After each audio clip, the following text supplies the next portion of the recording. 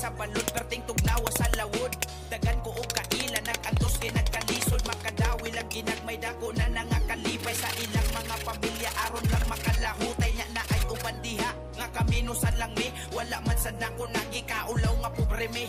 Lumad kung taga baybay di na angay i-deny, diri ko nagsugod og diri na ko mamatay. Wala nay makapalaay kay busog na mis kalipay, maumbisa gasa ko padong dala na kong garbo sa baybay. Tunga simana sa lawod manguwa lang og isda, dili pa gyud masiguro nga naa silay kuha na ay ubanon ilang anak padong slahod aron matabangan ng ginikanan nagkalit.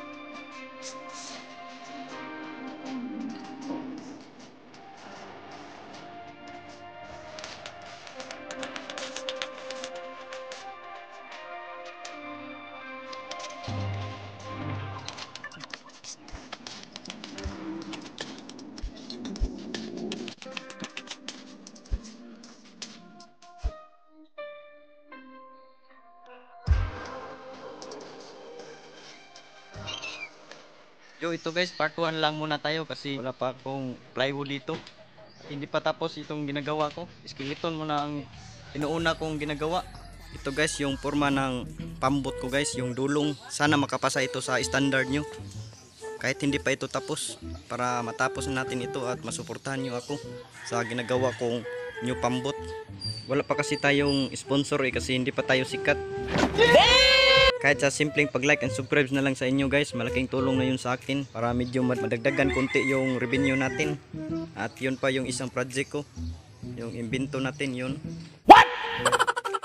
Kung gusto nyo ng mga ganitong klaseng videos, panoorin, pindutin ang notification bell, mag-subscribe. Maraming salamat po hanggang sa susunod.